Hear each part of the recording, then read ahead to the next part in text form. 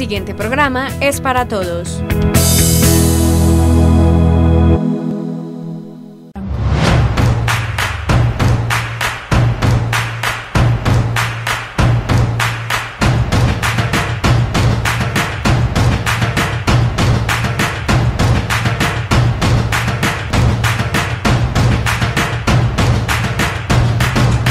Al día. Amigos y amigas, ¿qué tal? Muy buenas noches, bienvenidos a una emisión más de nuestro espacio Al Día. Hoy para hablar de un tema bastante complejo que se está viviendo actualmente en el país y que tiene que ver con la crisis carcelaria.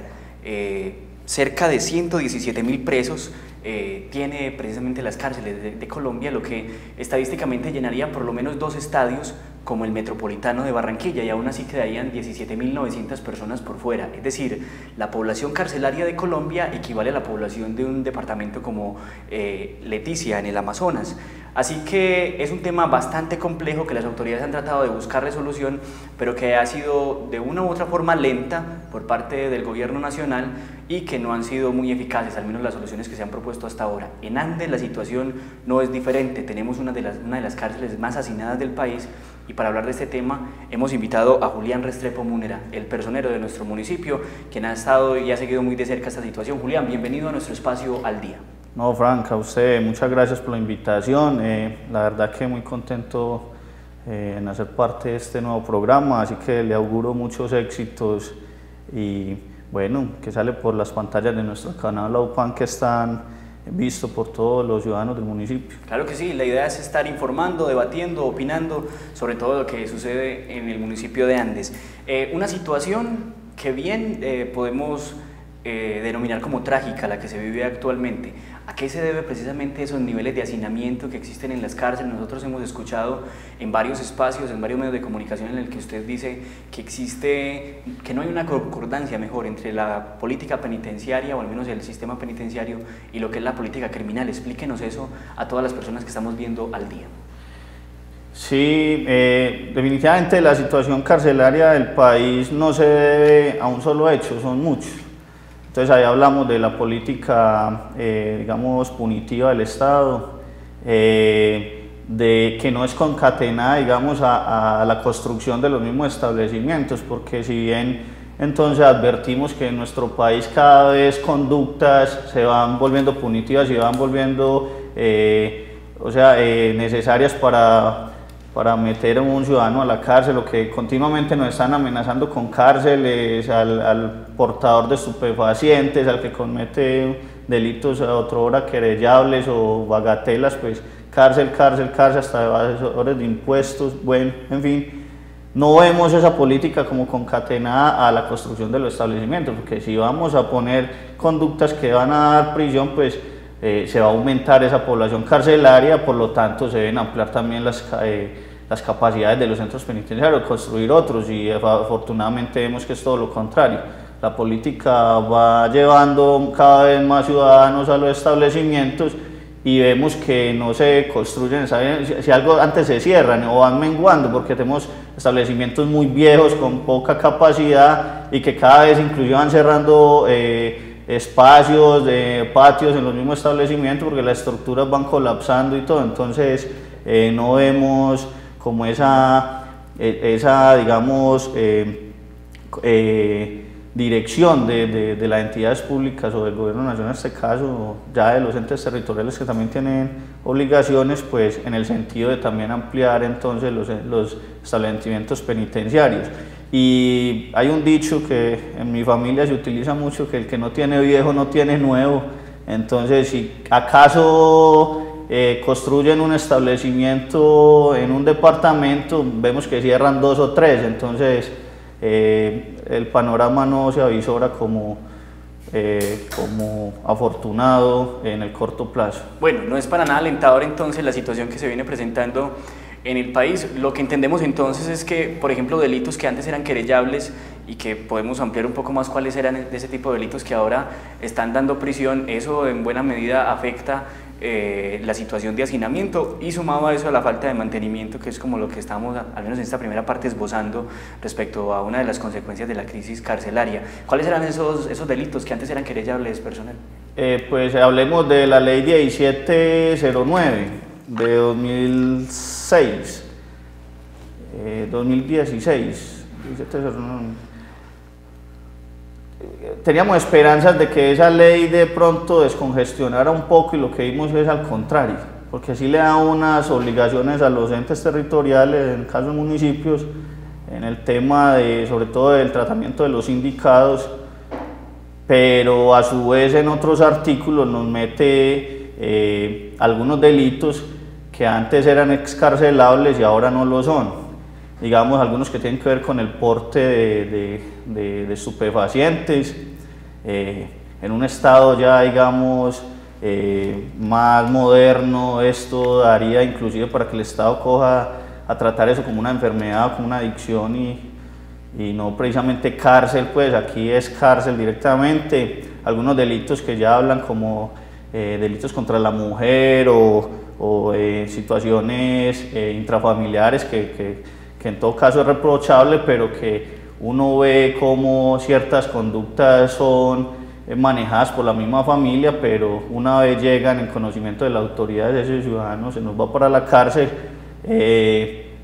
Algunas otras medidas como tipos de accidentes, responsabilidades, no tienen, digamos, esas oportunidades de ser excarcelables ya. Algunos delitos que por su tiempo, pues que anteriormente un porte ilegal no daba esa prisión, o se podía el juez pues darle manejo a la conducta, ya no, ya tienen que cumplir con las penas. A eso me refiero. Entonces ya prácticamente los jueces, los fiscales quedan maniatados para hacer, digamos, en la audiencia,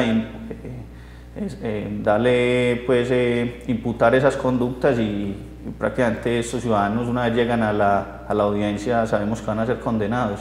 Entonces eso hace que el sistema carcelario pues vaya en aumento. Bueno, eso es una situación que se presenta obviamente en todo el país. Particularmente en el municipio de Andes, pues no somos ajenos a ese proceso o a ese problema, mejor, de crisis carcelaria.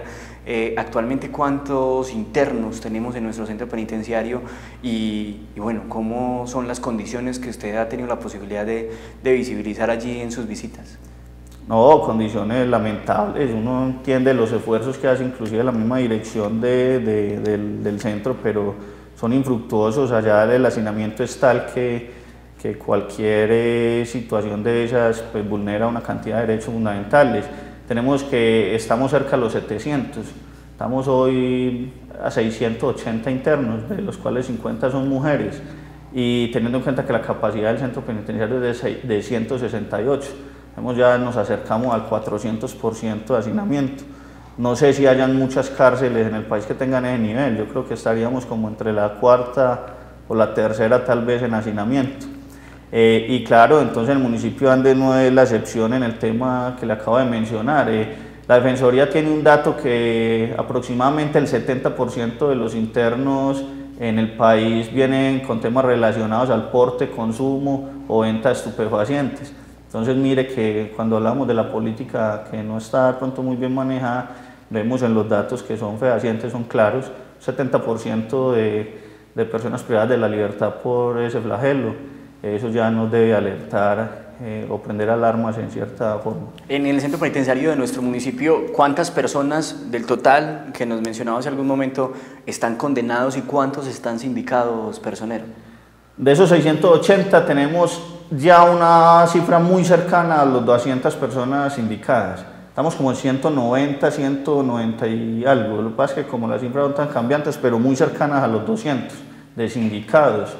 Eso también infla el tema del hacinamiento, que ahorita pronto podemos explicar un poquito más ello, porque esos sindicados deberían de ir a otros centros, lo que llaman ya la cárcel como tal, que es a cargo de los municipios. Pero aquí, en esta cárcel, pues, que es penitenciaría y cárcel, pues tienen esos convenios con otros municipios, y solo Andes tiene, no, perdón, la cárcel tiene 200, pero no son de ciudadanos del municipio de Andes, sino de por lo menos 10 municipios vecinos que tienen convenio con este establecimiento. Bueno, más adelante entonces vamos a hablar precisamente de esos convenios y de cómo de una u otra forma favorecen en buena medida lo que es el funcionamiento del centro penitenciario, pero también es contraproducente que se desarrollen este tipo de convenios. Pero avancemos en ese asunto del hacinamiento personero. Nosotros hace ya algunos años tuvimos la posibilidad de ir con el canal comunitario y hacer un informe periodístico sobre las condiciones en las que vivían las personas que estaban recluidas allí o que se encuentran recluidas en este espacio, y encontramos condiciones muy lamentables, y eso que no estaban con los niveles de hacinamiento que tienen ahora. ¿Cómo vive una persona allí, las condiciones de ir al descanso, a dormir? ¿Cómo es ese asunto y qué vulneraciones se presentan y en qué derechos específicos a los internos del municipio? Frank, y televidentes, la Corte ya aprobó en una sentencia, la 388, tal vez del 2013, no tengo muy presente, ya ha declarado un estado de cosas inconstitucional. Es un mecanismo que tiene la Corte para indicar que hay una conducta que está vulnerando ciertos derechos fundamentales o varios al mismo tiempo por una condición. En este caso, el hacinamiento de las cárceles no es exclusiva del municipio de Andes. Vemos que las cárceles en este país presentan un hacinamiento que es cercano al 50% en promedio. Pues el hacinamiento en la cárcel de Andes es mucho más, estamos hablando del 400, entonces las condiciones en las que ellos habitan allí es bastante lamentable.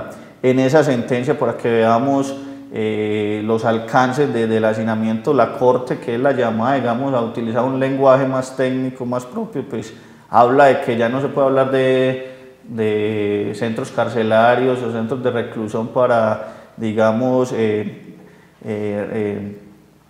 resocializarse, sino que habla de que son bodegas de almacenamiento humano, un término muy fuerte que explica claramente cuáles son las condiciones que allí se viven. Dígame, en la cárcel del municipio de Andes, que estamos cercanos al 400%, las condiciones son lamentables.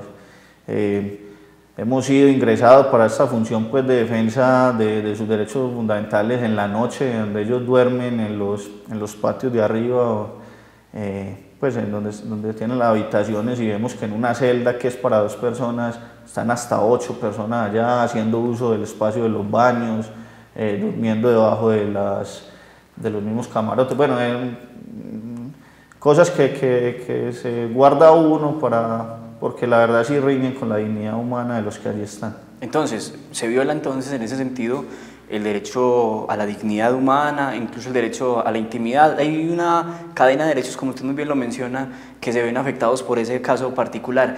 En ejercicios periodísticos que hemos tenido la posibilidad de hacer en el municipio de Andes a través de otros medios de comunicación, como Conexión Sur, donde también lo tuvimos de invitado, hablar de ese tema de hacinamiento en las mujeres, donde algunas directivas de la cárcel dicen, no, en las mujeres no se presenta hacinamiento. ¿Es real que no se presenta hacinamiento en las mujeres o por ser pocas, sin embargo, se presentan estos hechos? No, también, Fran. Lo que pasa es que usted sabe que cuando mide el estado, la riqueza de una persona, entonces hay varias formas de medirla. Una es la percepción de cómo se siente usted en el barrio. Si usted es una persona en su barrio un poquito más acomodada que el resto, usted se va a sentir bien y los otros lo van a ver a usted como un rico, cuando no es así. Pues uno viendo la situación en la que están los hombres, pues las mujeres están muy bien, pero la verdad son 50 mujeres también en un espacio muy limitado, entonces no podemos hablar de que no están hacinadas, también ellas lo están, claro.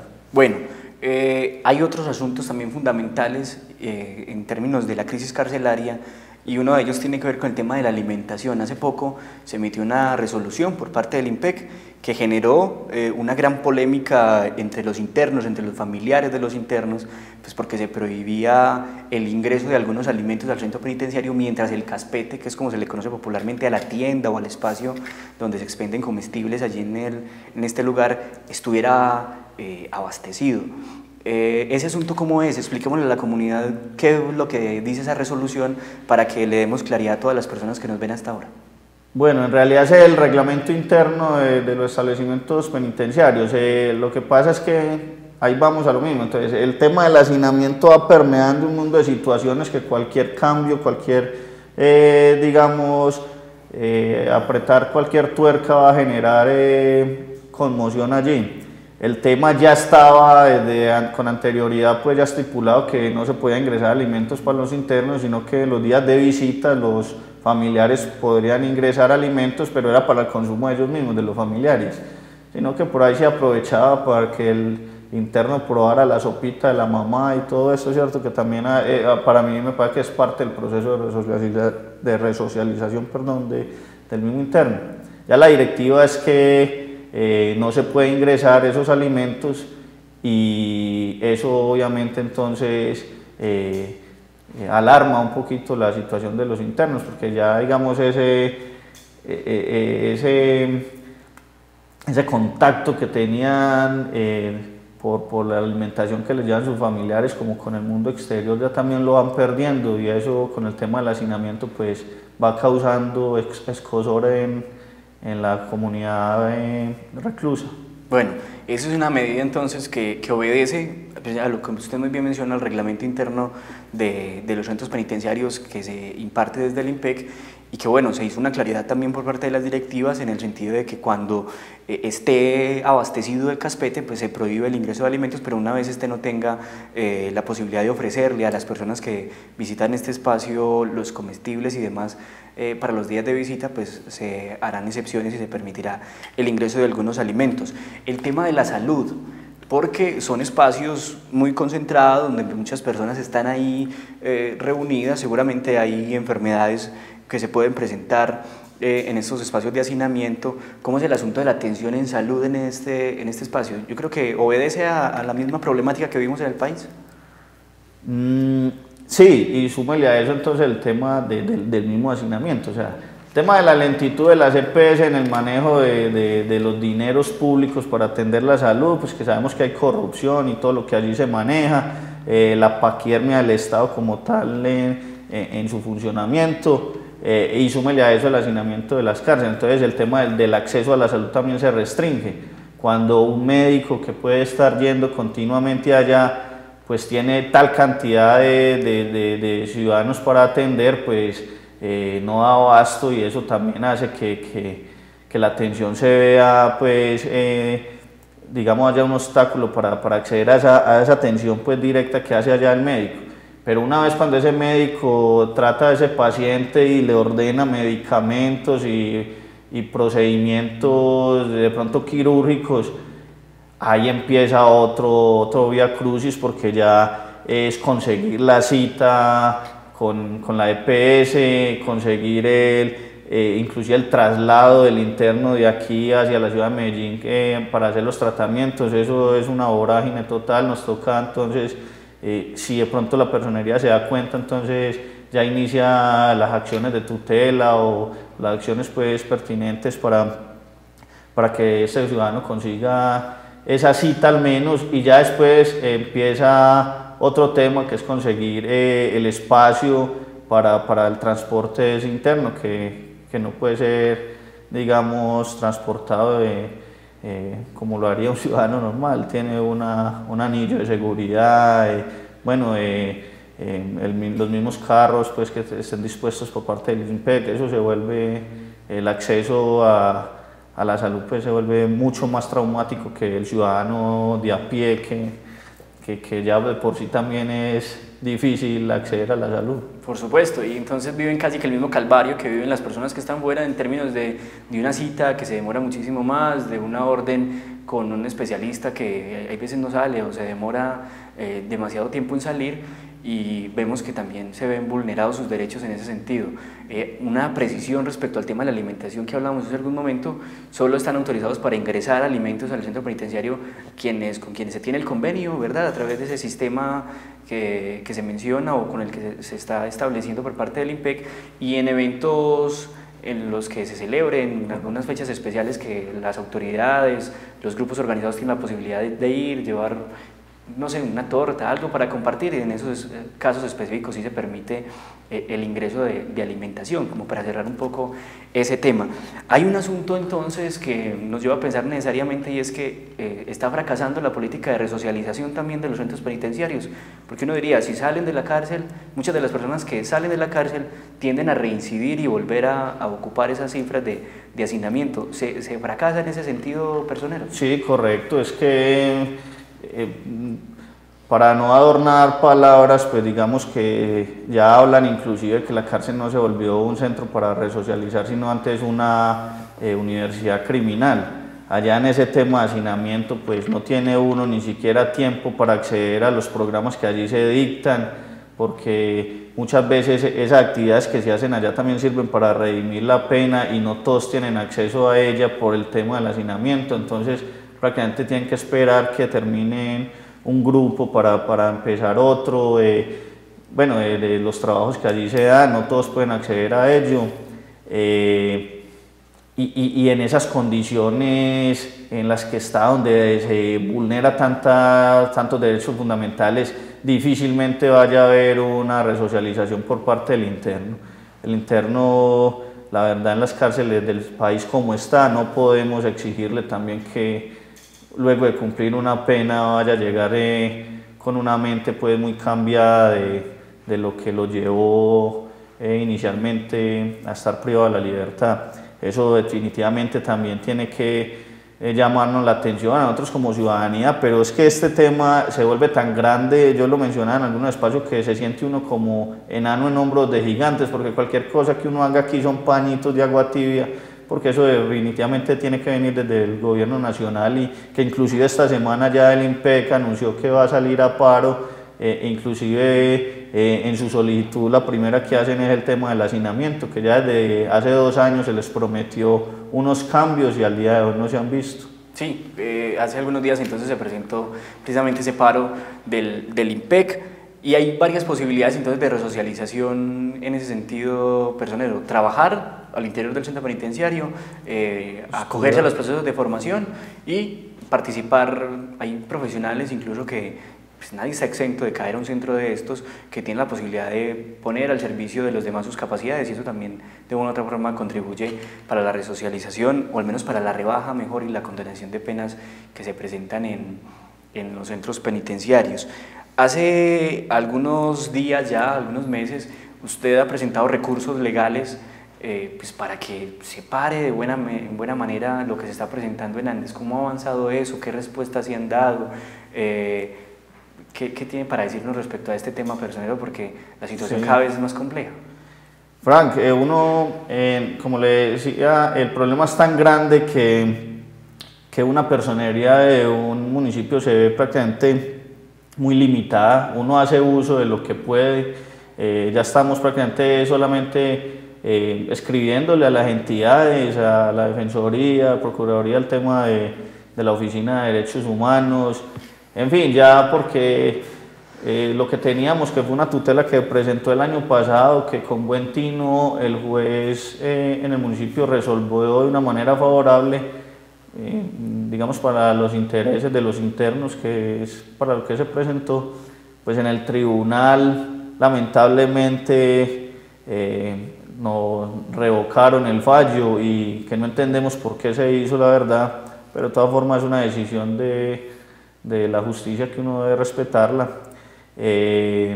La revocó y nos dejó en el limbo total. De esa fecha a estas calendas, eso estamos hablando del año pasado, más o menos a mitad de año, a esta fecha vemos un incremento de por lo menos de 150 internos más. Entonces no ve uno como... Se ve muy limitado, la verdad, en ese tema, y también, digámoslo, ciertamente, desde que no haya una política pública dirigida desde el gobierno nacional, que está más encartado en otros temas como el posconflicto, la misma caída en las encuestas del presidente, yo creo que eso, por eso le advierto que el panorama en el corto plazo no es satisfactorio. La política tiene que venir del ente nacional, que es el que tiene los recursos para la construcción de cárceles. La gente dirá, bueno, ¿por qué no dejan de recibir internos? y pues se solucionaría, al menos en buena medida, o se mantendría el número de internos actualmente, y llegamos a ese punto de los convenios. Existen convenios con otros municipios del suroeste antioqueño que tiene este centro penitenciario de la localidad, que son convenios pues, para recibir precisamente a las personas que son trasladadas allí, y eso juega en doble sentido, ¿verdad? Porque sin convenios no hay dinero, no hay recursos para el sostenimiento del centro penitenciario, y con ellos pues estamos contribuyendo al hacinamiento. ¿Cómo manejar ese asunto personal? Vea, el tema es, y le agradezco la pregunta, entonces la ley 1709 le dice a los municipios: ustedes son los encargados de los sindicados, de los ciudadanos sindicados de su municipio, para el manejo de ellos, mientras termina el proceso. Una vez son condenados, ya pasan a ser parte del IMPEC, o pasan a estar a cargo del IMPEC, ¿cierto? Los municipios, como cualquier municipio del suroeste antioqueño, los municipios de sexta categoría no tienen la capacidad, primero, de construir un centro carcelario, segundo, de pagar la seguridad del mismo centro, de los internos. Eso pues no, y aquí vemos en nuestro país que sacan leyes, pero que no van amarradas con el presupuesto, y le chutan la ola, digamos, a un municipio de sexta categoría. Eso es imposible. ¿Qué hacen los municipios entonces? Hacen convenios con las cárceles. En este momento la cárcel de Andes tiene convenios con 10 municipios, desde Urrao, bueno, de aquí para arriba, los municipios que no tienen cárceles, pues entonces hacen convenios. Esos convenios les sale mucho más fácil al municipio hacerlos, porque pagan una plata al año, que es poca la verdad, y ya la cárcel se hace cargo de sus sindicados. Entonces ahí hay un gana-gana, tanto para el municipio, ¿cierto?, de representación de sus autoridades, como para la cárcel, porque la cárcel también recibe unos recursos por parte de esos convenios. Pues yo siempre lo he dicho en otros espacios, que ese convenio se hace de espaldas al interno. Al interno no le importa si es sindicado, es condenado, le importa es que estamos tan hacinados que no podemos dormir, que no podemos pues, tener derecho a la intimidad, ya hay una violación de derechos fundamentales. Entonces es eso. Esos convenios son la incapacidad que tiene el municipio de tener sus sindicados, acude a unos centros penitenciarios para hacer convenios con ellos, pero digamos que eso es contraproducente, por lo que pasa es que son gana-gana tanto para la institución como para el centro penitenciario, pero de espaldas al interno. Bueno, es una situación muy lamentable la que se presenta precisamente en estos espacios, en los centros penitenciarios, donde obviamente hay unas personas allí que debe ser reconocido, debe ser respetado su derecho a la dignidad, a pesar de las conductas que los hayan llevado precisamente a ese asunto. La tarea suya es velar precisamente por esos derechos que aún se conservan en estos espacios. Para finalizar, personero, la posibilidad de los internos que se pueda presentar en términos de asesoría legal, ¿eso muere en el abogado de oficio una vez se da la audiencia de legalización de captura, o los internos tienen la posibilidad de ingresar a otros espacios, de que los asesoren legalmente, de cómo se hace una tutela para reclamar un derecho a la salud y demás? Es que vamos entonces a lo mismo, volvemos y como que escargamos en el mismo hueco. El tema del hacinamiento entonces... No solo le toca a usted.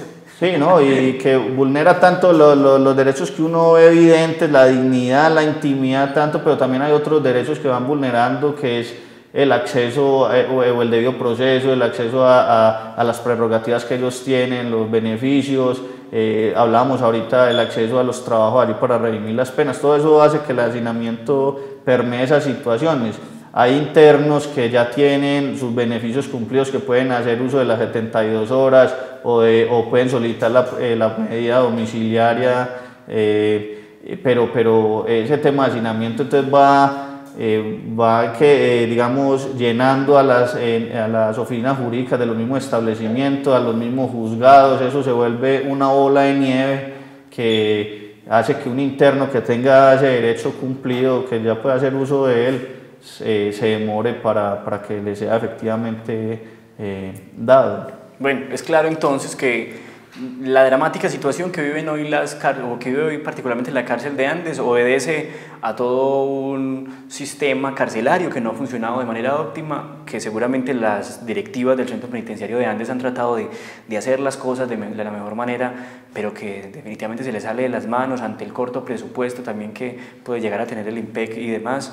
Se afecta necesariamente los derechos de las personas. Y usted, que por ahí en charla incluso le he dicho que tiene 1840 y no sé cuántas funciones, tiene que estar pendiente de las víctimas del conflicto, pero también pendiente de los damnificados por las olas invernales, ahora del centro penitenciario.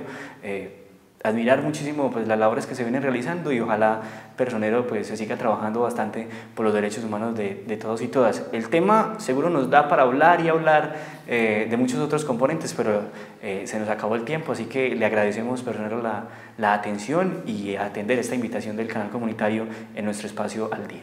No, a ustedes muchas gracias, les reitero entonces las felicitaciones por tu nuevo programa y aquí estaremos para cuando así lo requiera hablar de tantos temas. De los que habló son 1200 funciones, nos dicen a nosotros, pues entonces de alguna de ellas hablaremos en otra oportunidad. Muchas gracias. Claro que sí, las puertas están abiertas y bueno, aquí estuvimos hablando de este tema de la crisis carcelaria que se presenta en el país, un tema que genera muchísima controversia, en el que se han hecho acciones muy tímidas para remediarlo, pero que tuvimos la posibilidad de escuchar de mano del personero del municipio de Andes todos los detalles, al menos cómo se está presentando esta situación en el municipio. A ustedes muchas gracias por ponerse al día con toda la información en el canal comunitario de Los Andinos.